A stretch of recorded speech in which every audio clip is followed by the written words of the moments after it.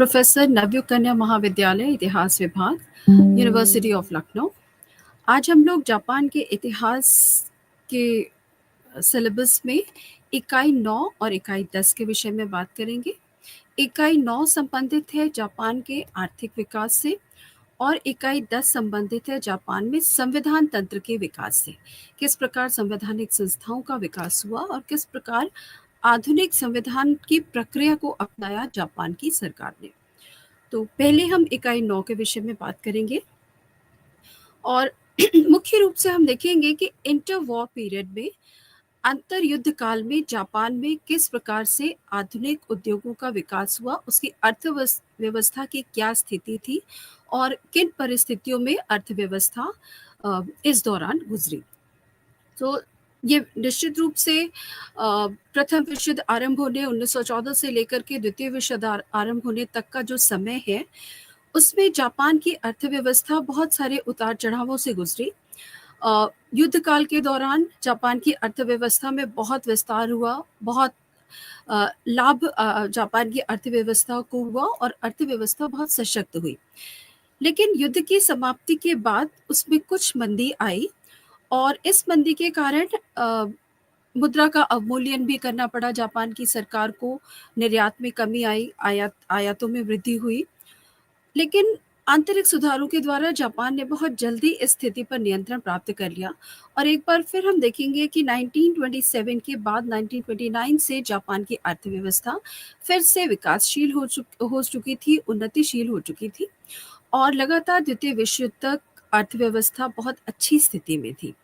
तो ये एक विश्व के देशों के लिए उदाहरण था कि किस प्रकार अपनी आंतरिक सुधारों के द्वारा अर्थव्यवस्था पर आंतरिक नियंत्रण का एक मैकेनिज्म तैयार करके जापान ने विश्व के अन्य देशों की अपेक्षा युद्ध के परिणामों को बेहतर तरीके से उनका मुकाबला किया। विश्व में आर्थिक मंदी, जो महान आर्थिक मंदी 1929 के बाद आई, उसका बहुत बेहतर तरीके से मुकाबला किया। तो इन सारी चीज़ों के बारे में हम इस इकाई में विस्तार से चर्चा करेंगे, उनके बारे में विस्तार से बात करेंगे। तो पहले हम ये देख लेते हैं कि जापान में इस दौरान विकास का, अंतरयुद्ध काल में विकास के कारण क्या थे, अर्थव्यवस्था के इतने मजबूत होने के कारण क्या थे। सो 4 मुख्य कारण थे।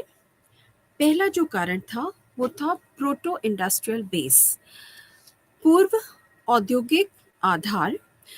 जापान में तोकुगावा शासनकाल से ही कृषि को विकसित करने के लिए बहुत प्रयास किए जा रहे थे और मेजी शासनकाल ने तो विशेष रूप से अपने आरंभिक वर्षों में कृषकों को संरक्षण दिया था, बाढ़ नियंत्रण किया था, नदी जल का प्रबंधन किया था और इन सब का परिणाम ये हुआ था कि कृषि उत्पादकता जापान की बहुत बढ़ गई थी।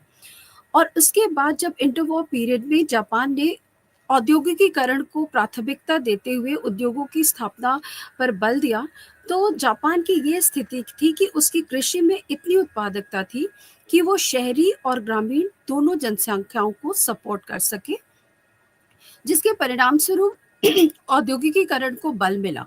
तो इसको बोलते हैं प्रोटो इंडस्ट्रियल बेस, जो कि जापान के पास पहले से था। औद्योगिकीकरण के कारण उसको किसी अन्य तरह की कठिनाइयों का सामना नहीं करना पड़ा और संसाधनों का उपयोग, श्रम का उपयोग औद्योगिकीकरण के लिए बड़ी सरलता से किया जा सका। तो ये एक बहुत ही पॉजिटिव फीचर था। ये एक बड़ा सकारात्मक लक्षण था जापान के लिए कि उसके पास प्रोटो इंडस्ट्रियल बेस था। दूसरा जो एक बड़ा कारण हम इस समय मान सकते हैं वो था जापान की ये जो औद्योगिक विकास हो रहा था या कृषि के क्षेत्र में विकास हो रहा था, पर विशेष रूप से औद्योगिक क्षेत्र में, वो इन्वेस्टमेंट लेड डेवलपमेंट था। निवेश द्वारा प्रेरित विकास था, निवेश पर आधारित विकास था।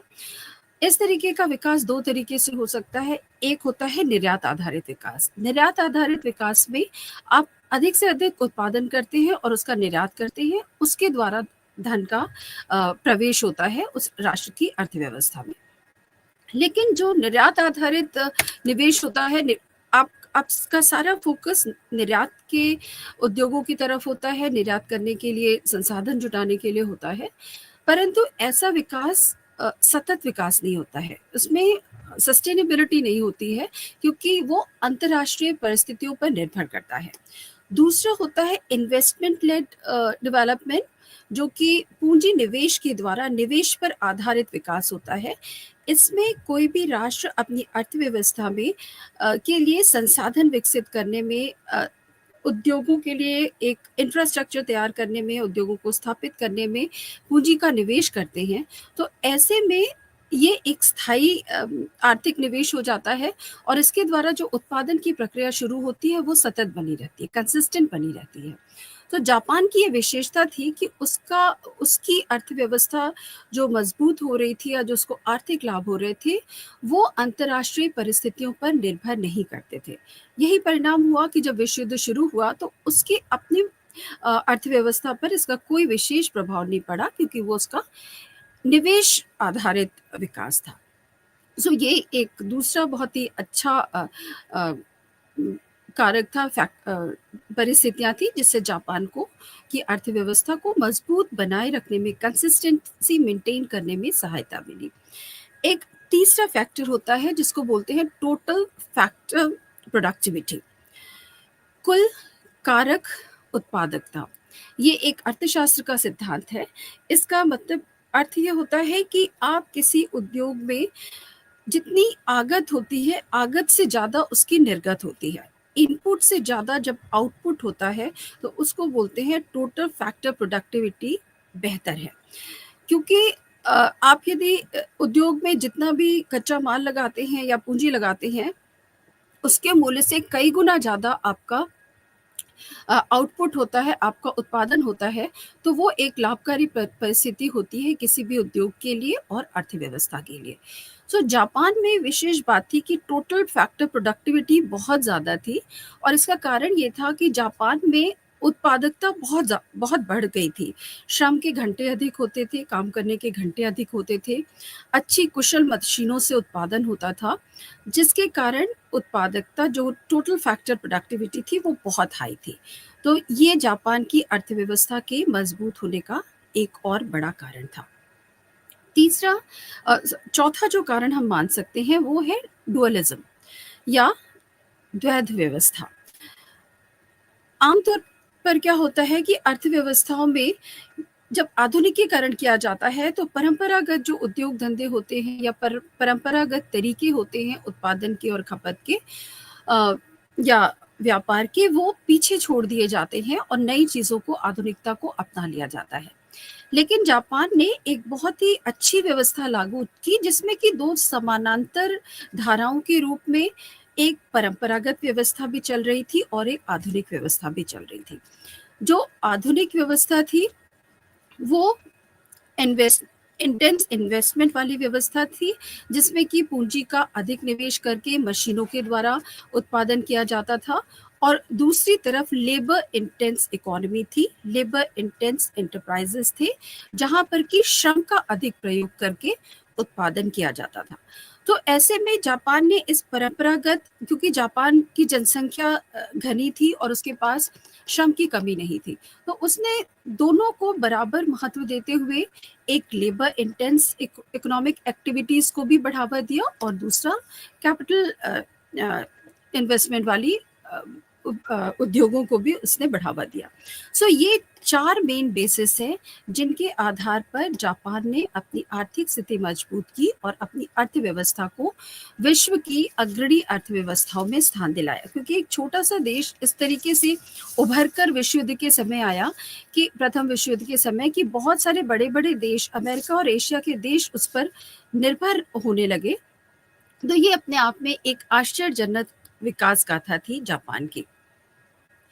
अब हम देखेंगे कि इंटर वॉर पीरियड में, अंतर युद्ध काल में, जापान की अर्थव्यवस्था के विशेष लक्षण क्या थे, मुख्य प्रकार के उद्योग, उनकी उत्पादकता और जापान की अर्थव्यवस्था में होने वाले उतार चढ़ावों के बारे में पढ़ेंगे। तो जब प्रथम विश्व युद्ध शुरू हुआ, सो हालांकि जापान ने मित्र राष्ट्रों की तरफ से विश्व युद्ध में भाग लिया, लेकिन चूंकि युद्ध भूमि मुख्य रूप से यूरोप बनी रही, तो जापान का इस युद्ध में भागीदारी में कोई सक्रिय भागीदारी नहीं थी, ना तो उसे अपने संसाधन खर्च करने पड़े और ना ही उसे अपनी सेनाओं को युद्ध में ज़्यादा इन्वॉल्व करना पड़ा। तो परिणाम ये हुआ कि जापान को एक ऐसा समय मिल गया जिसमें कि वो अपने आर्थिक संसाधनों को विकसित कर सके, अपनी अर्थव्यवस्था के ऊपर ध्यान दे सके। दूसरा, चूंकि यूरोप के देश और एशिया के ब्रिटेन, जिसका यूरोप में ज़्यादातर साम्राज्यवाद था, फ्रांस, ये सभी देश यूरोप के युद्धों में व्यस्त थे।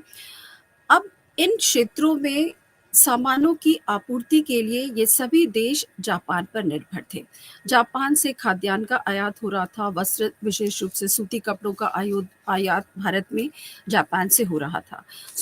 प्रथम विश्व युद्ध का काल जापान ने इसका प्रयोग किया अपनी उद्योगों को विकसित करने में और अपने निर्यात को बढ़ाने में, क्योंकि अमेरिका और यूरोप के देश इस समय युद्ध में व्यस्तता के कारण जिन सामानों को उपलब्ध नहीं कर पा रहे थे अन्य देशों के लिए, उनको जापान ने उपलब्ध कराया। जापान के लिए ये युद्ध का काल बहुत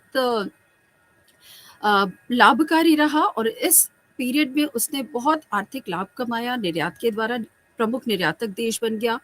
जापान के, क्योंकि युद्ध की वजह से अन्य देशों के पानी के जहाज नष्ट हो रहे थे या उनका संचालन नहीं हो पा रहा था, तो जापान की जो टनेज कैपेसिटी थी, जापान के पानी के जहाज़ों की जो यातायात माल ढोने की क्षमता थी, उसकी भी मांग बहुत ज़्यादा बढ़ गई और बहुत सारे देश जापान के समुद्री जहाज़ों का इस्तेमाल कर रहे थे। नतीजा ये हुआ कि जापान में इन उद्योगों का युद्ध काल में बहुत तेजी से विकास हुआ। अब हम इंडिविजुअल इंडस्ट्रीज देखेंगे, एक एक उद्योग देखेंगे जिसका कि जापान में अंतर युद्ध काल में विकास हुआ। पहला जो उद्योग जिसने जापान की अर्थव्यवस्था में क्रांतिकारी परिवर्तन लाया, वो उद्योग था विद्युत उत्पादन उद्योग। जापान में सबसे पहला विद्युत बल्ब जलाया गया 1878 में। 1878 में पहली बार विद्युत ऊर्जा का प्रयोग जापान में किया गया। उसके बाद और आरंभ में विद्युत ऊर्जा का प्रयोग सिर्फ घरों के लिए एक साफ सुथरी प्रकाश की व्यवस्था करने के लिए किया गया था और एक लंबे समय तक सिर्फ डोमेस्टिक यूज होता रहा विद्युत ऊर्जा का। लेकिन विद्युत ऊर्जा की इकाइयां तेजी से बनने लगी। 1878 में पहला बल्ब जलाया गया और 1896 तक जापान में 33 कंपनियां विद्युत का उत्पादन कर रही थी। 33 विद्युत संयंत्र थे, 33, जो कि विद्युत का उत्पादन कर रहे थे।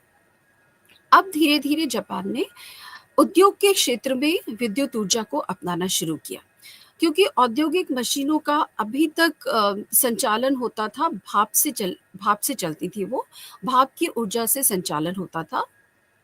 लेकिन अब जापान को ये समझ में आया कि यांत्रिक ऊर्जा या मैकेनिकल इलेक्ट्रिसिटी जो प्रोड्यूस की जाती है, उसका प्रयोग मशीनों में किया जा सकता है। तो धीरे धीरे उद्योगों में मशीनों के संचालन के लिए इस विद्युत ऊर्जा का प्रयोग किया जाने लगा और तेजी से विद्युत, और इसको सरकार का संरक्षण प्राप्त था, सरकार की तरफ से प्रोत्साहन दिया गया और तेजी से विद्युत ऊर्जा के संयंत्र जापान में बनने लगे।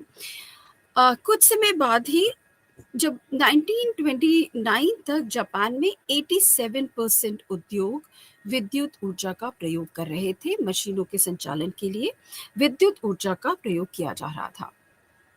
अब औद्योगिक क्षेत्र में विद्युत ऊर्जा की मांग बहुत बढ़ने लगी और जापान ने इसको विकसित करने में बहुत प्रयास किए। पहले क्या था कि जिन संयंत्रों में विद्युत ऊर्जा का उत्पादन होता था, उनके आसपास के क्षेत्र में ही विद्युत ऊर्जा पहुंचाई जाती थी। अब जब उसकी मांग बढ़ने लगी और उद्योगों के क्षेत्र में देखा गया कि कितना क्रांतिकारी उत्पादन में परिवर्तन आया, विद्युत ऊर्जा के प्रयोग से मशीनों की क्षमता कितनी बढ़ गई, तो अब यह प्रयास किया गया कि लॉन्ग डिस्टेंस ट्रांसमिशन की व्यवस्था की जाए। बहुत दूर तक ऊर्जा को तारों के माध्यम से पहुंचाने की व्यवस्था की जाए और इसके लिए बहुत सारे पॉइंट्स स्थापित किए गए और लॉन्ग डिस्टेंस ट्रांसमिशन की व्यवस्था विकसित की गई। अब इसके माध्यम से दूर दराज के क्षेत्रों में भी विद्युत ऊर्जा उद्योगों को उपलब्ध कराई जाने लगी। परिणाम ये हुआ कि जल्दी ही जापान में 700 विद्युत उत्पादन इकाइयां बन गई और ये विद्युत उत्पादन इकाइयां सभी प्रकार के उद्योगों को विद्युत ऊर्जा का को उपलब्ध करा रही थी। धीरे धीरे इस व्यवस्था को और भी सुनियोजित करने के लिए जापान की सरकार का इस तरीके के प्रयासों में बहुत सक्रिय भूमिका रहती थी और बड़े ही व्यवस्थित तरीके से इन चीज़ों का प्रबंधन किया जाता था। अलग अलग छोटी छोटी इकाइयां ऊर्जा का उत्पादन करें, इसकी जगह 5 बड़ी क्षेत्रीय कंपनियां बना दी गई। वो इन पर नियंत्रण करके इस सब ऊर्जा को एकत्र करके उसका ट्रांसमिशन करेंगी और फिर छोटी कंपनियां उनको वितरित करेंगी अन्य क्षेत्रों में। ये एक बहुत ही सुव्यवस्थित तरीके से जापान में विद्युत उद्योग का विकास होता है। अब हम देखेंगे कि इसका उद्योगों पर क्या प्रभाव पड़ा। तो जापान के उद्योगों पर विद्युत ऊर्जा के प्रयोग का बड़ा ही प्रभावशाली परिणाम देखने को मिलता है। ज़्यादातर उद्योगों ने विद्युत ऊर्जा का प्रयोग किया, जिससे उनकी उत्पादकता बढ़ी, मशीनों का प्रयोग बढ़ा। जो हाथ से मशीनें चलाई जाती थी, जैसे हथकरघा, हैंडलूम्स, उनमें मशीनों का उपयोग किया जाने लगा जो कि विद्युत से चलती थी। वहाँ पर हैंडलूम्स की जगह पावर लूम्स लगाए जाने लगे। तो इस तरीके से इन सभी विद्युत ऊर्जा के प्रयोग ने जापान के औद्योगिक क्षेत्र में क्रांतिकारी परिवर्तन लाया। उसके बाद हम देखेंगे जो दूसरा उद्योग है वो है भारी उद्योग व रसायन उद्योग। जापान का जो विकास था, जैसा कि मैंने आपको बताया कि इन्वेस्टमेंट लेड विकास था, जिसमें कि वो किसी भी प्रकार से उत्पादन के लिए विदेशी सहायता पर निर्भर नहीं रहना चाहता था, ये उसकी नीति थी। इसलिए आरंभ से देश में ही ऐसे उद्योगों की स्थापना जिनके द्वारा मशीनों का निर्माण किया जा सके और औद्योगिक आत्मनिर्भरता प्राप्त की जा सके, वो जापान का लक्ष्य था। इसलिए जापान ने भारी उद्योगों और रसायन उद्योग के विकास पर विशेष रूप से ध्यान दिया। भारी उद्योगों के अंतर्गत आते हैं लोहा इस्पात उद्योग, स्टील बनाने के कारखाने, खनन उद्योग, पानी के जहाज बनाने के कारखाने और भारी मशीन निर्माण करने वाले कारखाने। तो ये भारी उद्योग के अंतर्गत आते हैं। रसायन उद्योग में आते हैं डाई स्टफ्स, मतलब कपड़ों को रंगने और ब्लीच करने के लिए जिन रसायनों की आवश्यकता होती है वस्त्र उद्योग के लिए, धागों को और कपड़ों को रंगने और ब्लीच करने के लिए, वो डाई स्टफ्स बोलते हैं उनको। ऐसे पदार्थ जिनका की प्रयोग वस्त्र उद्योग में किया जाता था। सोडा ऐश, जिसका उपयोग इस तरीके के कारखानों में मशीनें बनाने के लिए लोहा और कोयला खदानों के उसमें किया जाता था, सोडा ऐश का। इसके अलावा खादों को बनाने के लिए केमिकल फर्टिलाइजर्स बनाए जाते थे, रासायनिक खादें बनाई जाती थी। तेल शोधन के लिए, जो कच्चा तेल निकाला जाता है उसके शोधन के लिए भी बहुत सारे केमिकल्स की आवश्यकता होती है। जापान ने इन सभी रसायनों के निर्माण अपने देश के भीतर करना आरंभ किया और लोहा और स्टील के उत्पादन करके रेलवे लाइंस बिछाना, पानी के जहाज बनाना और बड़ी भारी मशीनों का निर्माण भी जापान ने स्वदेश में आरंभ किया। भारी उद्योगों की स्थिति ये थी कि 1915 में जापान की कुल अर्थव्यवस्था का 25% भारी और रसायन उद्योग से आता था। 1920 में ये 33% हो गया, 33% हो गया। 1925 में इसमें कुछ कमी आई क्योंकि युद्ध की समाप्ति के बाद जापान की अर्थव्यवस्था को कुछ सेटबैक लगा था, कुछ नुकसान हुआ था, क्योंकि अब उसके निर्यात उतने ज़्यादा नहीं हो रहे थे। तो उस समय 1925 में थोड़ी सी कमी आई और ये 30% पर आकर रह गया। लेकिन फिर 1930 में ये 31% दोबारा पहुंच गया और 1935 में 33% पहुंच गया था, अब 41% पहुंच गया। तो इससे अनुमान लगाया जा सकता है कि भारी और रसायन उद्योगों ने जापान की अर्थव्यवस्था में कितनी महत्वपूर्ण भूमिका निभाई थी। इसी समय जापान ने एक और भारी उद्योगों के विकास के लिए एक और कदम उठाया जापान की सरकार ने, और वो ये था कि अलग अलग इंडस्ट्रियल एरियाज बना देना, औद्योगिक क्षेत्र विकसित करना, जहाँ की एक ही प्रकार के को स्थापित किया जाता था, उनके लिए आवश्यक कच्चा माल, विशेष रूप से बिजली की व्यवस्था इत्यादि उस औद्योगिक क्षेत्र में कर दी जाती थी। तो इस प्रकार के इंडस्ट्रियल एरियाज को विकसित किया गया, जिसमें जो पहला इंडस्ट्रियल एरिया था, औद्योगिक क्षेत्र था, वो था टोक्यो याकोहामा इंडस्ट्रियल एरिया, और दूसरा था ओसाका कोबे औद्योगिक क्षेत्र। तो ओसाका अपने सूती वस्त्र के लिए प्रसिद्ध था, याकोहामा अपने पानी के जहाज बनाने की इंडस्ट्रीज के लिए, अपने विपणन या बाजार तक चीजों को पहुंचाने के लिए भी। तो इस प्रकार से जापान ने अपने भारी उद्योगों और रसायन उद्योगों का विकास इंटरवॉर पीरियड में अंतर युद्ध काल में किया। तीसरी महत्वपूर्ण इंडस्ट्री थी वो थी सूती वस्त्र उद्योग। जापान में अच्छे किस्म का कपास उगाया जाता था, सूती वस्त्र उद्योग प्रचलित था, लेकिन प्रथम विश्व युद्ध ने इसको बहुत ज़्यादा बढ़ावा दिया, क्योंकि भारत और एशिया के अन्य देशों में उनका अपना उत्पादन ठप हो चुका था, क्योंकि ब्रिटिश और फ्रेंच उपनिवेश थे, और विशेष रूप से अंग्रेजों ने भारतीयों का प्रयोग अपने हित के लिए प्रथम विश्व युद्ध के समय किया था। तो यहाँ के बाजारों में मंदी आ गई थी, उत्पादन नहीं हो पा रहा था। तो जापान का सूती वस्त्र का भारी मात्रा में भारत में आयात किया जा रहा था। तो इस कारण जापान में सूती वस्त्र उद्योग का निर्यात बढ़ा और सूती वस्त्र उद्योग में बहुत ज़्यादा लाभ होने लगा। और एक विशेष व्यवस्था ये हुई कि पहले जापान में या अन्य देशों में भी जो सूती वस्त्र की कताई होती थी, कपास से धागा बनाने का काम अलग जगह पर होता था, और उन धागों से वस्त्र बुनाई का काम अलग लोग करते थे। और मुख्य रूप से कताई का काम जुलाहे अपने घरों में व्यक्तिगत रूप से करा करते थे, फिर उसको एकत्र करके मशीनों में उनके कपड़े बनाए जाते थे। अब इस अंतर्युद्ध काल में जापान ने ये परिवर्तन किया, क्योंकि विद्युत ऊर्जा का प्रयोग हो रहा था, कि उन्होंने बड़ी बड़ी इकाइयां बनाई जहां पर की कताई भी होती थी और बुनाई भी होती थी। स्पिनिंग और वीविंग एक ही जगह पर होता था। ये सबसे पहले इंग्लैंड में मैनचेस्टर में शुरू किया गया था, फिर इसको भारत में इंट्रोड्यूस किया गया बम्बई के कारखानों में, और अब जापान ने भी इसी व्यवस्था को अपना लिया कि कताई और बिनाई का काम एक ही स्थान पर किया जाएगा, और दूसरा इनका काम पावर लूम्स के द्वारा किया जाएगा, हथकरघों के द्वारा नहीं किया जाएगा, बल्कि विद्युत ऊर्जा के प्रयोग से मशीनों के द्वारा किया जाएगा।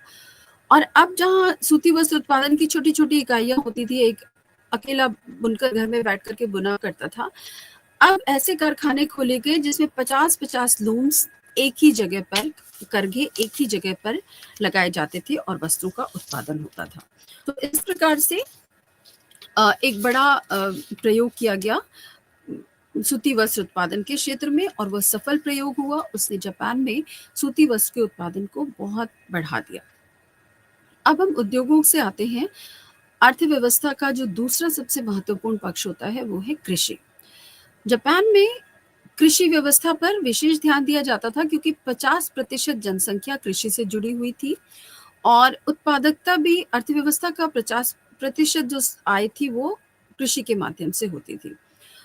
और तोकुगावा शासकों ने भी और मेजी शासकों ने कृषि व्यवस्था पर बहुत ध्यान दिया था। किसानों को संरक्षण दिया गया था। कृषि व्यवस्था को सुधारने के लिए जैसा कि मैंने बताया कि सिंचाई की सुविधा दी गई थी, नदियों के जल का प्रबंधन किया गया था। इन सब प्रयासों से उत्पादन को, जापान में कृषि के उत्पादन को बहुत बढ़ा दिया गया था। लेकिन जब अंतर्युद्ध काल में जापान ने औद्योगिकीकरण को विशेष प्राथमिकता दी, तो कुछ कारण थे जिनके कारण से कृषि व्यवस्था को थोड़ा सेटबैक लगा, कृषि व्यवस्था में थोड़ा विपरीत प्रभाव पड़ा। उसकी वजह ये थी कि उद्योगों के कारण पहले जमींदार वर्ग कृषि में पूरी तरीके से समर्पित होता था, और जो मजदूरों का संरक्षण करना, कृषि का संरक्षण करना, कृषि को उन्नत बनाने के उपाय करना, ये सभी जमींदारों को जमींदार उसको अपना कर्तव्य समझते थे। लेकिन जब शहरी उद्योगों का विकास होने लगा और शहरी उद्योगों में पूंजी को लगाना अधिक फायदेमंद सिद्ध हुआ, तो अब कृषि के क्षेत्र से पूंजी और श्रम दोनों का पलायन शहरों की तरफ होने लगा, उद्योगों की तरफ होने लगा। अब वो ज़मींदार जो कि लाभ कमाते थे कृषि से, अब उस लाभ को वो वापस कृषि में इन्वेस्ट नहीं करते थे, बल्कि वो उद्योगों में लगाना ज़्यादा फ़ायदेमंद समझते थे, क्योंकि उससे उनको ज़्यादा लाभ होता था। इसी प्रकार से औद्योगिक श्रम की मजदूरी अधिक थी, कृषि मजदूरी कम थी अपेक्षाकृत। तो कृषि मजदूर भी कृषि में लगने के स्थान पर उद्योगों में मजदूरी करना बेहतर बेहतर समझते थे। तो ऐसी स्थिति में पूंजी का भी पलायन हो रहा था कृषि से, और श्रम का भी पलायन हो रहा था। तो कृषि को कुछ नुकसान हुआ औद्योगिकरण की प्रक्रिया के कारण। अब ये जो कृषि में असंतुलन उत्पन्न हो रहा था, कृषकों में असंतोष उत्पन्न हो रहा था, उसके कारण जापान में 1918 में चावल दंगे हुए, राइस राइट्स हुए। और इन चावल दंगों का मुख्य कारण यही था कि चावल के मूल्य बहुत बढ़ रहे थे, चावल की उपलब्धता कम हो रही थी जापान में, और चावल जापान के नागरिकों का मुख्य भोजन था, स्टेपल फूड था। इन परिस्थितियों में जापान के जो शहरी मजदूर वर्ग थे, जिनको कि एक राशन डाइट मिलती थी, उन्होंने मांग की कि उन्हें ज़्यादा मात्रा में चावल दिया जाए। लेकिन चूंकि चावल के मूल्य ज़्यादा थे और उपलब्धता कम थी, इसलिए उनके कारखाना मालिक उनको उनकी मांग के अनुसार चावल नहीं दे पा रहे थे। लेकिन ये जो राइट्स शुरू हुए, ये जो दंगे शुरू हुए, वो शहरों में नहीं शुरू हुए, बल्कि एक समुद्र तट का शहर था जिसका नाम था तोयामा, एक छोटा कस्बा था। वहाँ पर कुछ महिलाओं ने अपने जिले के तोयामा प्रीफेक्चर के अधिकारियों का घेराव किया और उनसे मांग की कि तोयामा में पैदा होने वाले चावल को बाहर ना भेजा जाए, क्योंकि ऐसा करने पर वहाँ चावल की कमी हो जाती है, और दूसरा चावल के दामों में कमी की जाए। उन्होंने सिर्फ इन दो मांगों को लेकर अपने प्रीफेक्चर के अधिकारियों का घेराव किया और अपनी मांगे की, हड़ताल की। लेकिन इसकी खबर पूरे जापान में पहुंच गई और बहुत जल्दी जापान के दूर दराज के जगहों पर भी चावल दंगे शुरू हो गए, और नागरिकों ने पुलिस थानों पर हमला करना आरंभ किया, चावल के गोदामों को लूट लिया, संपत्ति को नुकसान पहुंचाया, और इस तरीके से पूरे जापान में। और ये कहा जाता है कि ये जो राइस राइट्स हैं वो जापान के 33 शहरों, 104 कस्बों और 97 गांवों में फैल गए। तो इससे अनुमान लगाया जा सकता है कि कृषि के क्षेत्र में कहीं ना कहीं असंतोष था और कृषि उत्पादकता को प्रभावित हो रही थी असंतुलित विकास के परिमाणों के कारण। अब इस जो स्थिति का लाभ उठाना चाहते थे साम्यवादी नेता, और उनमें कावासाकी हुजूने थे, जिन्होंने कि कहा कि ये वर्ग संघर्ष है, वो उसको वर्ग संघर्ष का रूप देना चाहते थे। लेकिन सरकार बहुत सजग थी और उसने चावल दंगों के असंतोष को समाप्त करने के लिए तुरंत कदम उठाना शुरू किया। अतिरिक्त चावल की मात्रा विदेशों से आयात की गई, चावल के मूल्यों को कम किया गया और स्थिर किया गया, और इसके बाद इसके कारणों को दूर करने का प्रयास किया गया। तो जो चावल दंगों को दूर करने के लिए जो मेजर्स सरकार ने लिए, जो उपाय किए, उनमें पहला उपाय था कि कृषि उत्पादों के लिए एक समर्थन मूल्य जारी कर दिया गया कि जब किसान चावल उगाते हैं तो उनको कम से कम इतना मूल्य जरूर प्राप्त होगा, और यदि इतने मूल्य पर बाजार में नहीं बिकते हैं तो सरकार उनके चावल को इतने मूल्य पर खरीदेगी। तो इसका मुख्य उद्देश्य क्या था कि कृषि से पलायन को रोका जा सके और कृषि मजदूरों को, कृषकों को आश्वासन दिया जा सके कि उन्हें खेती करने पर कोई हानि नहीं होगी, और ऐसा करने से वो राज्य में कृषि उत्पादन को स्थिर कर सकते थे, चावल के उत्पादन को बढ़ावा दे सकते थे। दूसरा, किसानों की स्थिति बहुत दयनीय हो रही थी और उत्पादन कम होने की वजह से उन्हें साहूकारों से ऋण लेना पड़ता था, और उस ऋण को चुकाने के उसमें उनकी स्थिति और भी दयनीय होती जाती थी, और कई बार उन्हें अपने खेतों को बेचना पड़ता था या साहूकार उनके खेतों पर कब्जा कर लेते थे। इस स्थिति को दूर करने के लिए सरकार ने अपनी तरफ से किसानों को बहुत ही कम ब्याज दर पर ऋण देना आरंभ किया, जिससे कि किसानों को ऋणग्रस्तता के जाल से बचाया जा सके। उसके बाद उन्होंने ग्रामीण क्षेत्रों में इंफ्रास्ट्रक्चर विकसित करना शुरू किया, एक ढांचे का विकास करना शुरू किया, छोटे-छोटे परंपरागत उद्योगों को ग्रामीण क्षेत्रों में विकसित करने के किया गया, उन्हें बढ़ावा दिया गया, जिससे कि कृषि के साथ-साथ एक अल्टरनेटिव आजीविका किसानों के पास उपलब्ध हो, कि जिस समय वो खेती नहीं कर रहे हैं, वो इन छोटे उद्योगों में काम करके अपनी धन कमा सकते हैं और अपनी आजीविका को स्थिर कर सकते हैं, उसमें स्टेबिलिटी ला सकते हैं। इसके अलावा कृषि सहकारी समितियां बनाई गई कि किसानों को आपस में उनकी कोऑपरेटिव सोसाइटीज बना दी गई, जिसमें कि सरकार भी पैसा लगाती थी और किसान भी अपनी अतिरिक्त आय जमा करते थे। तो आवश्यकता पड़ने पर उन्हें साहूकारों से ऊंची दर पर ब्याज नहीं लेना पड़ता था, बल्कि बिना ब्याज दिए इन सहकारी समितियों से उन्हें ऋण प्राप्त हो जाता था।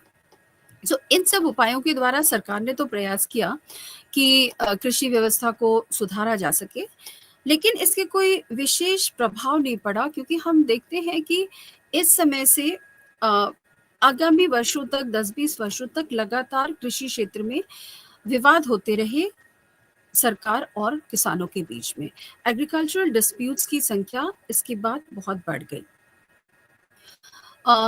अब हम देखेंगे एक बहुत बड़ा उद्योग जो जापान में बड़ी तेजी से उभर रहा था, वो था सेरिकल्चर या रेशम उत्पादन का उद्योग। रेशम हम सभी जानते हैं कि एक प्रकार का कीट उत्पाद है, एक तरीके के वर्म से, मौत से, कीड़े से रेशम का उत्पादन किया जाता है। और इस कीड़े को मलबरी एक झाड़ी होती है जिसकी पत्तियां खाकर ये कीड़ा बड़ा होता है और अपना प्रजनन करता है। जब ये कीड़ा छोटी स्टेज में होता है, उसके बाद ये अपने चारों तरफ एक कोकून बनाता है, एक जाला जैसा बनाता है, और फिर जब ये सेकेंड या थर्ड स्टेज में अपनी आता है, एग से कैटरपिलर से मॉथ की स्टेज में जब ये आता है, तब ये अपने मुंह से एक प्रकार का प्रोटीन सिक्रेट करता है और उस प्रोटीन से जाल जैसा बुनता है उस कोकून के चारों तरफ। बाद में इसे निकाल लिया जाता है धूप में सुखा करके कोकून को, और उसके बाद उसमें से रेशम के तारों को अलग किया जाता है। तो इस प्रक्रिया के लिए खेतों में पहले मलबरी की झाड़ियां उगाई जाती हैं और उनके ऊपर इन कीड़ों को पाला जाता है। जापान में कोरिया और चाइना से रेशम उत्पादन की तकनीकी आई थी, रेशम उत्पादन आया था और धीरे धीरे जापान में इसे तेजी से अपनाया जाने लगा।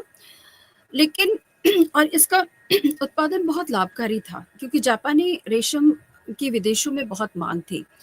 लेकिन समस्या थी यहाँ पर रेशम उत्पादन में कि प्राकृतिक रूप से रेशम उत्पादन का समय और चावल की खेती का समय एक ही होता था।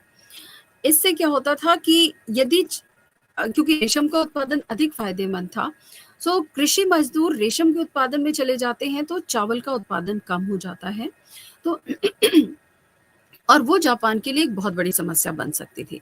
तो जापान की सरकार ने वैज्ञानिकों से अन्वेषण करने के लिए कहा, बहुत सारे सेरिकल्चर रिसर्च इंस्टीट्यूट्स बनाए गए और बिल्कुल आधुनिक तकनीकी से जापान ने रेशम का उत्पादन करना अंतर्युद्ध काल में शुरू किया। अब इसके लिए पहली बात तो समय बदला गया। उन्होंने एक ऐसी प्रजाति विकसित की जो कि गर्मियों में रेशम के कीड़े पाले जा सकते थे और रेशम का उत्पादन किया जा सकता था। इससे क्या होता था कि चावल की खेती करने के बाद, चावल की फसलें उगाने के बाद जब कृषक और कृषि मजदूर वहां से खाली होते थे, तो वो रेशम के कीड़ों की खेती कर सकते थे और रेशम का उत्पादन कर सकते थे। तो ऐसे में दोनों टाइम पीरियड्स को सेपरेट कर दिया गया, दोनों के समय को, खेती के समय को अलग कर दिया गया, और ये एक बहुत अच्छा और बहुत प्रभावशाली परिवर्तन सिद्ध हुआ। दूसरा, जापान ने रिसर्च करके, बहुत सारे शोध करके अन्वेषण किया और उन्होंने जापान के कीड़ों की हाइब्रिड वैरायटी विकसित की, ऐसी वैरायटी या ऐसी किस्म जो कि बहुत अधिक प्रजनन करती थी, हाइब्रिड करती थी। दूसरा, उन्होंने रेशम के कीड़ों की कृत्रिम प्रजनन की व्यवस्था भी विकसित की, क्योंकि जो प्राकृतिक प्रजनन होगा विशेष परिस्थितियों में और विशेष समय पर ही होगा, तो अब उन्होंने कृत्रिम प्रजनन की व्यवस्था भी विकसित की। उसके बाद कीड़े जो है वो कई बार अंडों से कीड़े निकलने के बाद जो 3 स्टेजेस होती थी, उन स्टेजेस में कई कीड़े नष्ट हो जाते थे। तो इससे रेशम के उत्पादन को बहुत नुकसान पहुँचता था। तो अब उन्होंने लो मोर्टेलिटी ब्रीड उत्पन्न की कि कम मृत्यु दर वाले रेशम के कीड़े तैयार करना शुरू किया। सो इन सब प्रयासों से रेशम के उत्पादन में भी वृद्धि हुई और अधिक से अधिक जनसंख्या, अब 40% जो किसान हैं वो चावल की खेती भी करते थे और वो रेशम उत्पादन भी करते थे। तो इस तरीके से रेशम का उत्पादन जापान में तेजी से बढ़ा और इसने जापान की अर्थव्यवस्था को बहुत सहारा दिया। स्पेशली साइंटिफिक तरीका अपनाने से रेशम के उत्पादन को बहुत अधिक लाभ जापान में मिला। अब जैसे कि मैंने पहले बताया था कि इस काल में जापान की अर्थव्यवस्था की एक जो विशेषता थी वो थी डुअल स्ट्रक्चर, दोहरी संरचना जापान की अर्थव्यवस्था की। ये दोहरी संरचना थी, एक कैपिटल इंटेंस इकोनॉमी और दूसरा लेबर इंटेंस इकोनॉमी। पहले जो अर्थव्यवस्था की, और इनको दोनों को दो अलग अलग किसी को भी एक को प्राथमिकता और दूसरे को एक कम प्राथमिकता देना ऐसा नहीं किया गया, बल्कि दोनों को समान रूप से दोनों पर ध्यान दिया गया और दो समानांतर धाराओं के रूप में इन दोनों को विकसित किया गया। पहली जो व्यवस्था थी उसमें पूंजी का भारी निवेश करके मशीनों के माध्यम से उत्पादन किया जाने लगा और यहाँ पर श्रम का उपयोग कम किया जाता था, मशीनों का उपयोग अधिक किया जाता था। दूसरा होता था लेबर इंटेंस इकोनॉमी, जिसमें कि मजदूरों का प्रयोग अधिक किया जाता था, मशीनों का प्रयोग कम किया जाता था। और जो कैपिटल इंटेंस थे, जहाँ पर पूंजी के निवेश से किया गया, वहाँ पर आधुनिक उद्योग विकसित किए गए। जहाँ पर श्रम का निवेश ज्यादा था, वहाँ पर परंपरागत उद्योगों को बढ़ावा दिया गया। हालांकि जो पूंजी निवेश वाले उद्योग थे उसमें मजदूरी ज्यादा थी, लेकिन जापान में बेरोजगारी इतनी बढ़ रही थी कि लोगों ने श्रम इंटेंस वाले क्षेत्र में भी काम करना बुरा नहीं माना और बड़ी संख्या में लोग श्रम इंटेंस वाले कारखानों में या परंपरागत उद्योगों में काम करने लगे। हालांकि इसका जापान की सरकार को कोई हानि नहीं हुई, बल्कि इसका ये लाभ हुआ कि एक तरफ औद्योगिक संरचना का विकास हो रहा था, ढांचागत विकास हो रहा था, भारी उद्योगों का विकास हो रहा था। दूसरी तरफ परंपरागत उद्योगों के माध्यम से सर्विस सेक्टर विकसित हो रहा था। सेवा क्षेत्र, जिसमें कि पैकेजिंग इंडस्ट्री है और छोटे छोटे उद्योग थे, वो सब विकसित हो रहे थे। तो ये एक तरीके का जापानी अर्थव्यवस्था में बहुत संतुलन हो रहा था।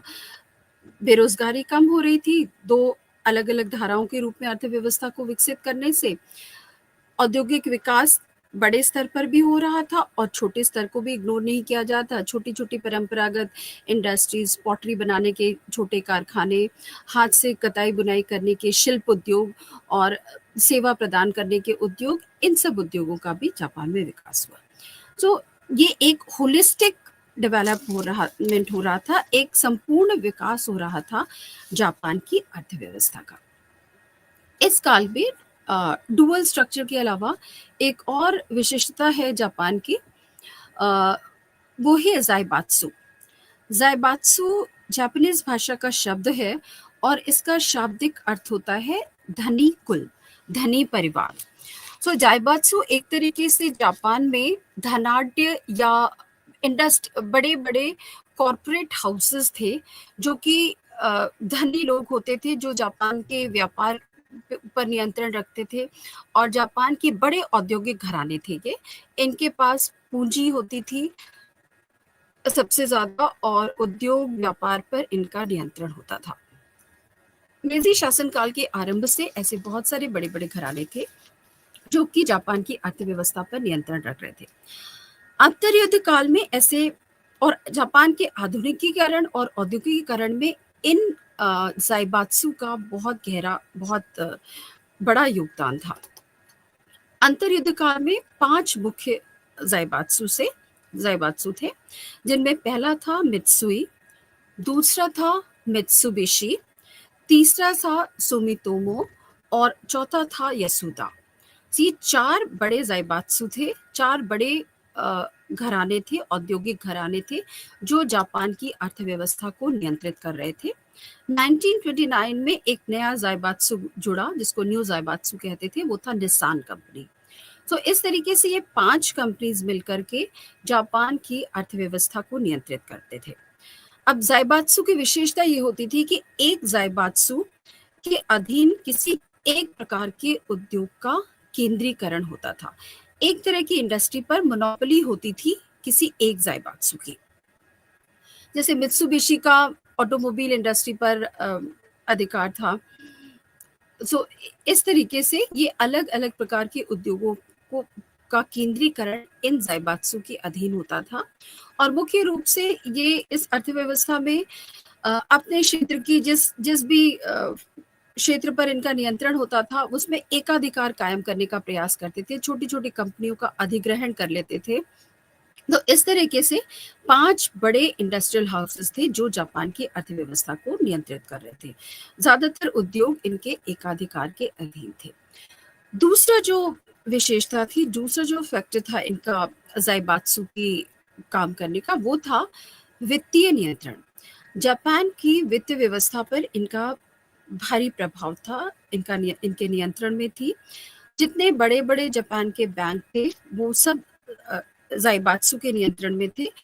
33% तक जापान की जो पूंजी थी, वो 34% पूंजी ज़ाइबात्सु के नियंत्रण में थी और ज़ाइबात्सु के अपने बैंक्स थे। ये जापान के ज़्यादातर बैंक्स ज़ाइबात्सु के नियंत्रण में थे। ज़ाइबात्सु उन्हीं को ऋण देते थे जो उनके अधीन काम करने वाली कंपनियां थी या अपने उद्योगों को बढ़ावा देने के लिए ज़ाइबात्सु ऋण देते थे। आर्थिक क्षेत्र में तो ज़ाइबात्सु का प्रभाव था ही, राजनीतिक क्षेत्र में भी उनका बहुत प्रभाव था। ज़ाइबात्सु एक तरीके से कड़ी बन गए थे मेजी सरकार और आम जनता के बीच में और उनका राजनीतिक प्रभाव भी बहुत ज़्यादा था क्योंकि डाइट में उनके सदस्य होते थे और वहाँ पर वो अपने अनुसार नीतियों को बनवाने, करों को मैनिपुलेट करने, करों में परिवर्तन करने का काम करते थे। तो ज़ाइबात्सु का इतना प्रभाव था आर्थिक और राजनीतिक क्षेत्र में कि बहुत जल्दी जापान में ज़ाइबात्सु का विरोध आरंभ हो गया और बहुत सारे बुद्धिजीवी, छोटे किसान, उद्योगपति ज़ाइबात्सु का विरोध करने लगे थे। सो द्वितीय विश्व युद्ध के बाद ये जो केंद्रीकरण हो गया था अर्थव्यवस्था का ज़ाइबात्सु के हाथ में, चाहे वो पूंजी हो या उद्योग हो, 5 ज़ाइबात्सु के हाथों में केंद्रित होकर रह गए थे। तो इस स्थिति में परिवर्तन आया और वो परिवर्तन आना बहुत स्वाभाविक था। वो हम देखेंगे कि 10वीं इकाई में जब संविधान तंत्र का विकास जापान में होने लगता है, तो इस तरीके का परिवर्तन आना स्वाभाविक था कि मेजी सरकार किसी वर्ग विशेष को इतने अधिकार नहीं दे पाई और उनकी शक्ति में कमी आई। तो इस तरीके से हमने देखा कि जापान की अर्थव्यवस्था का विकास बहुत ही संतुलित तरीके से हुआ और आंतरिक विकास हुआ। अर्थव्यवस्था पर ना विदेशी पूंजी पर अर्थव्यवस्था निर्भर थी और ना ही विदेशी व्यापार पर। तो नतीजा ये हुआ कि अर्थव्यवस्था का एक सुदृढ़ आधार था जिसके कारण कि विश्वव्यापी कुछ जापान में आर्थिक समस्याएं आई, जैसे शोजो क्राइसिस थी 1927 में। शोजो संकट आया, ताइवान के बैंक से ऋण लेना, सुजुकी कंपनी ने ताइवान के बैंक से बहुत ऋण लिया था।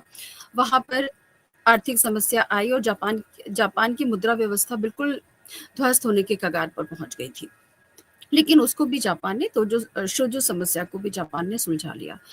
सो ये एक विश्व के लिए अर्थव्यवस्थाओं के लिए उदाहरण है कि आत्मनिर्भर अर्थव्यवस्था किसी भी प्रकार की विश्वव्यापी परिस्थितियों से प्रभावित होने से बच जाती है। जब 1929 का ग्रेट डिप्रेशन आया, महान आर्थिक मंदी का समय आया, तो जापान में इसका कोई विशेष प्रभाव नहीं पड़ा। अमेरिका जैसी और यूरोप की अन्य अर्थव्यवस्थाएं इससे बुरी तरीके से प्रभावित हुई, लेकिन जापान इस प्रभाव से बच गया क्योंकि वो विदेशी व्यापार या विदेशी पूंजी पर निर्भर नहीं कर रहा था। अब 10वीं यूनिट पर आते हैं, इकाई 10 पर आते हैं और इसमें हम देखते हैं, हमें देखना है कि जापान में संविधान तंत्र का विकास। मेजी शासनकाल का मेजी पुनरुत्थान हुआ, पुनर्स्थापना हुई 1868 में और मेजी राजतंत्रात्मक व्यवस्था थी। मेजी राजतंत्र को जापान में पुनर्जीवित किया गया था। उसको शक्ति दी गई थी क्योंकि जापान की जो राजतंत्र है वो दुनिया का सबसे पुराना और सतत राजतंत्र है। कंटिन्यूअस जो रॉयल वो चला रहा है, लीनियर चला रहा है, वो शायद जापान में ही है। तो ऐसे में राजतंत्र तो बरकरार था, लेकिन तोकुगावा शासनकाल में उनके पास कोई शक्ति नहीं थी। वो एक तरीके से पृष्ठभूमि में था राजतंत्र, और शक्ति का वास्तविक जो हकदार था, जो शक्ति का उपभोग कर रहे थे, वो तोकुगावा शोगुन्स थे। उनसे राजतंत्र को एक तरीके से उनसे मुक्ति दिलाते हुए पुनर्स्थापना 1868 में की गई। मेजी शासन की पुनर्स्थापना के बाद एक अजीब सी स्थिति उत्पन्न हुई, क्योंकि मेजी शासन की पुनर्स्थापना में ज्यादातर जापान के बुद्धिजीवियों का योगदान था, पढ़े लिखे लोगों का योगदान था। ऐसे बुद्धिजीवी जो पश्चिम से शिक्षा ग्रहण करके आए थे, राजनीतिक प्रशिक्षण लेकर के आए थे और जो बहुत प्रबुद्ध विचारों के थे, और मुख्य रूप से उनका विश्वास लोकतंत्रात्मक व्यवस्था में था, डेमोक्रेटिक सिस्टम में था। लेकिन अब स्थिति ये उत्पन्न हो गई कि मेजी शासक राजतंत्र को रिप्रेजेंट करते थे और वो एक बार सत्ता से बिल्कुल बेदखल हो चुके थे, सत्ता के परिदृश्य से बाहर हो चुके थे। तो मेजी पुनर्स्थापना के बाद उनका जो मुख्य उद्देश्य था, अपनी सत्ता को बनाए रखना, राजतंत्र को सुरक्षित रखना। ऐसे में प्रजातंत्रवादी जिन्होंने कि उनको सत्ता में आने में सहायता की थी, जो मुख्य कारण थे उन्हें सत्ता में लाने में, उनकी मांग थी जापान में प्रजातांत्रिक राजनीति लागू करना। तो मेजी राजतंत्र असुरक्षित था इस तरीके के लोकतंत्र और प्रजातंत्र के विचारों से, क्योंकि उनको ऐसा अनुभव होता था कि प्रजातंत्र को लाने से या लोकतंत्र व्यवस्था को लाने से राजतंत्र की शक्ति कमजोर होगी और राज्य में अराजकता उत्पन्न हो जाएगी, राज्य में अराजकता फैलेगी। तो इस कारण वो इस तरीके के विचारों से थोड़ा भयभीत थे और संकोच कर रहे थे ऐसे विचारों को जापान में लागू करने के लिए। लेकिन जो प्रमुख बुद्धिजीवी थे, जिन्होंने कि ऐसी आशा से कि जापान में एक तंत्रवाद को, सैन्य तंत्रवाद को समाप्त करके पश्चिमी देशों की भांति लोकतांत्रिक व्यवस्था को स्थापित किया जाएगा, इस आशा से ही उन्होंने मेजी शासन को पुनर्जीवित किया था, उसकी पुनर्स्थापना की थी। और ऐसे बहुत सारे बुद्धिजीवी सरकार के सदस्य भी थे। सो आंतरिक दबाव भी था, क्योंकि खुद मेजी सरकार के सदस्य इस बात की मांग कर रहे थे कि जापान एक आधुनिक संविधान अपने राष्ट्र के लिए अपनाए और जनता के प्रतिनिधियों द्वारा जापान की सरकार का गठन किया जाए, वो जापान के प्रशासन का नेतृत्व करें। तो ऐसे में दबाव था, और दबाव का जब आरंभ में मेजी सरकार ने कोई रुचि नहीं दिखाई संविधानवाद को लागू करने में, तो बहुत एक के बाद एक उनके मंत्रियों ने इस्तीफा देना शुरू कर दिया और इस्तीफा देने के बाद वो सरकार विरोधी आंदोलनों में शामिल होने लगे। इस दबाव के कारण मेजी शासन को घोषणा करनी पड़ी कि जापान में एक संविधान लागू किया जाएगा। संविधान बनाने की प्रक्रिया शुरू हुई और हम पिछली इकाई में देख चुके हैं, इकाई 7 और 8 में, कि 1889 में जापान के नए संविधान की घोषणा की गई और 1891 में जापान में एक नया संविधान लागू किया गया। अब इस संविधान के द्वारा संविधान तो राष्ट्र को दे दिया गया, लेकिन इस संविधान में बहुत सारी कमियां थी। पहली चीज, मताधिकार। जापान की 99% पॉपुलेशन मताधिकार से वंचित थी। सिर्फ 1% जनसंख्या को मताधिकार दिया गया था। उसके अतिरिक्त जब सरकार बनाई जाती थी तो उसमें ज्यादातर सरकार के सदस्य मनोनीत होते थे मेजी शासकों के द्वारा। तो जो मुख्य मांग थी प्रजातंत्रवादियों की, वो ये थी कि संविधान बनाया जाए और ऐसा संविधान जो जनता के शासन को स्थापित करे, जनता के प्रतिनिधियों द्वारा शासन किया जाए। ये स्थिति नए संविधान के द्वारा जापान में नहीं आ पाई थी। तो और दूसरा ये स्थिति तब हो सकती थी जबकि जापान में व्यापक स्तर पर चुनाव कराए जाएं और इन चुनावों के लिए न केवल मताधिकार को बढ़ाने की मांग की जा रही थी, बल्कि ये मांग की जा रही थी कि दलों की राजनीति शुरू होनी चाहिए जापान में, क्योंकि पॉलिटिकल पार्टीज जो कि अलग अलग विचारधाराओं का प्रतिनिधित्व करती हैं, तब उनके बीच से अपने प्रतिनिधि जनता चुनेगी और वो प्रतिनिधि मिलकर के सरकार बनाए। तो ऐसे में जो आधुनिक संसदीय प्रणाली होती है वो सही तरीके से लागू हो पाएगी, क्योंकि एक विचारधारा जो कि चुन करके आती है, जो दल चुन करके आता है, उसका विरोध करने वाले दूसरे दल होते हैं, तो प्रतिपक्ष भी होगा और पक्ष भी होगा जो कि सरकार बनाएगा, और सरकार का के विरोध में विपक्षी दल भी होंगे जो उसकी विचारधारा का विरोध कर रहे होंगे। तो जनता के पास एक चॉइस होगी, उन्हें अपना नेता चुनने का, अपने प्रतिनिधि चुनने का अधिकार होगा। एक विचारधाराओं की लड़ाई होगी जापान के भीतर, बौद्धिक विकास होगा, और सबसे बड़ी बात कि दलों वाली राजनीति से एक चेक्स एंड बैलेंसेस, राजनीति में हमेशा नियंत्रण और संतुलन अपनाया जाता है। तो इस तरह की जो दलों की राजनीति होगी उससे नियंत्रण और संतुलन की व्यवस्था को स्थापित किया जा सकेगा। लेकिन एक लंबे समय तक सरकार ने इसको नहीं अपनाया, दलों की राजनीति को मान्यता नहीं दी गई जापान के संविधान में। संविधान में हालांकि कहा गया कि डायट होगी, एक निचला सदन होगा, एक ऊंचा सदन होगा जिसमें पीयर्स होंगे, निचले सदन में जनता के प्रतिनिधि होंगे। लेकिन ऐसे में जब दलों को मान्यता ही नहीं दी गई, विभिन्न राजनीतिक दलों को, विभिन्न राजनीतिक विचारधाराओं को, सो परिणाम ये होता था कि ज्यादातर जो होते थे वो मेजी समर्थक होते थे, या जो भी सत्ता में होते थे उनके समर्थक सरकार में आते थे। ये पूरी तरीके से प्रजातांत्रिक व्यवस्था नहीं थी और इसका जो है विरोध जापान में शुरू हो गया और राजनीतिक दल बनाने की प्रक्रिया जापान में शुरू हो गई। और इनागाकी तात्सुके ने पहले सरकार के सदस्य थे जिन्होंने कि कोरिया पर आक्रमण के विरोध में इस्तीफा दे दिया और उन्होंने एक सरकार विरोधी दल बना लिया, जिसको कि पहले सेल्फ हेल्प सोसाइटी कहते थे और बाद में जियोतो कहा जाता था, जियोतो दल उसको नाम दिया गया। तो इस तरीके से जापान में दलों की राजनीति शुरू हुई। पहले विरोधी नेता होते थे, विरोधी दल नहीं होते थे, उनके समर्थक होते थे, लेकिन उनका कोई दल नहीं होता था।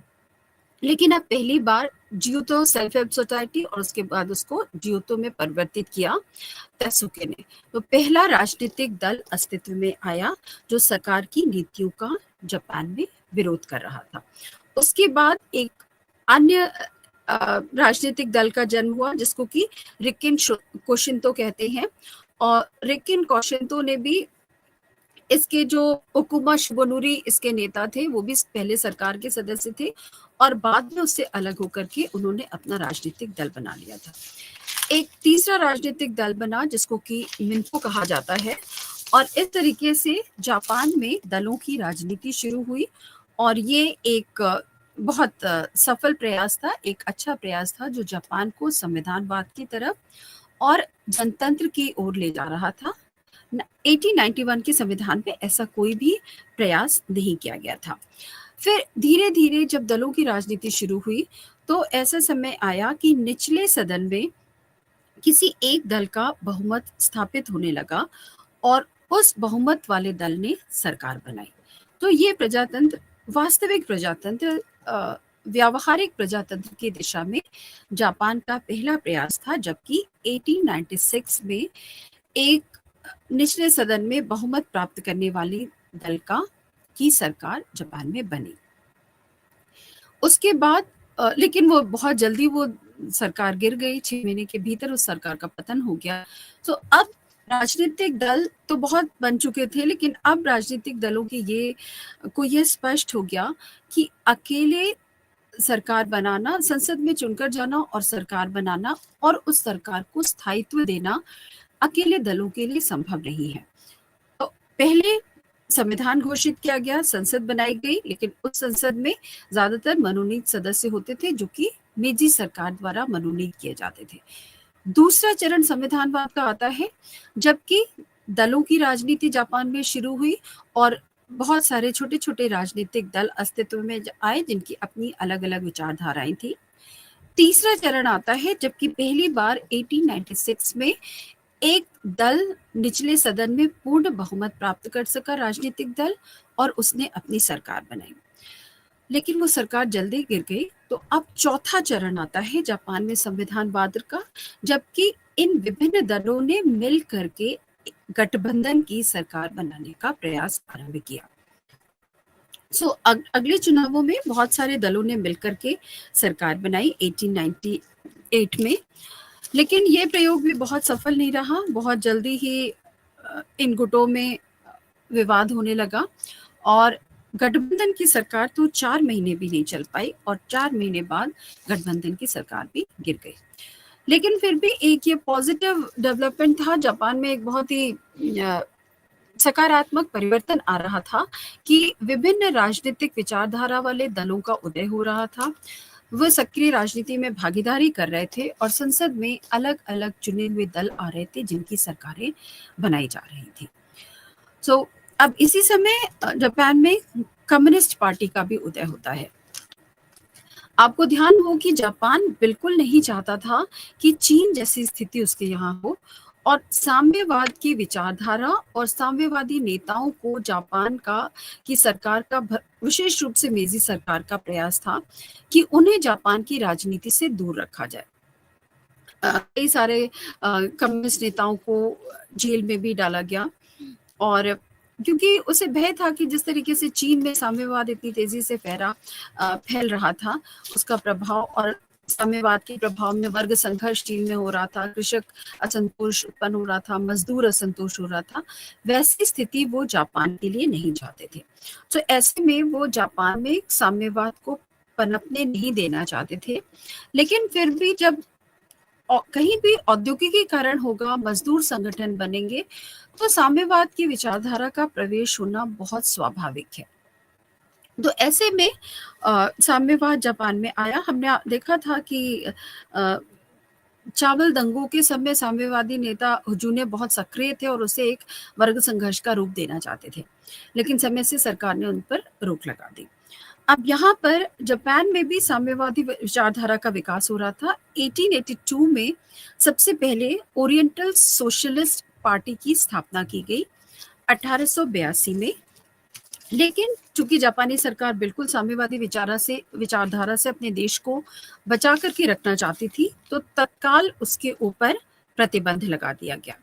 तो जो ओरिएंटल सोशलिस्ट पार्टी थी उस पर प्रतिबंध लगा दिया गया। 1906 में सोशलिस्ट पार्टी ऑफ जापान की स्थापना की गई और कोतोको सुशोई नाम के नेता थे जिन्होंने की कम्युनिस्ट पार्टी ऑफ इंडिया की स्थापना की थी, कम्युनिस्ट पार्टी ऑफ जापान की स्थापना की थी। इमीडिएटली 1906 में स्थापना की गई।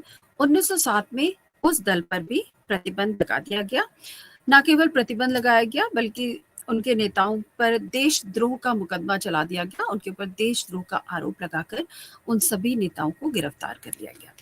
तो इसके बाद 1907 में कातायामा सेन, जो कि लंबे समय तक अमेरिका में रह करके आए थे और अमेरिकी साम्यवादियों से उनका गहरा संबंध था, कातायामा सेन ने सोशलिस्ट पार्टी की स्थापना की जापान में 1907 में, और ये पार्टी अपने काम में थोड़ा सफल रही और कम्युनिस्ट पार्टी संसद में एक दलीय पार्टी के रूप में अपना स्थान बनाने में सफल हुई।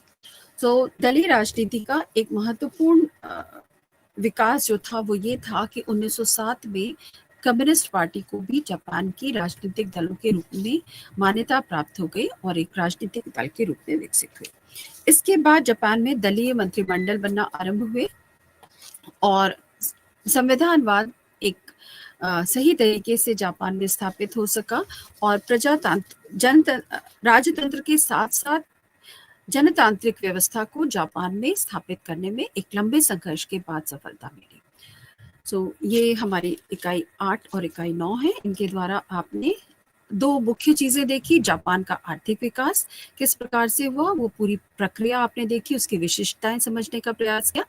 और दूसरी इकाई में हमने ये देखा कि किस तरीके से संविधानवाद का विकास जापान में हुआ, क्योंकि नाम मात्र का संविधान तो 1891 में आ चुका था, लेकिन उस व्यवस्था को वास्तविक रूप से जनतांत्रिक स्वरूप देने का की जो प्रक्रिया है वो 1924 तक चलती रही, जबकि दलीय सरकारें बनना जापान में आरंभ हुई।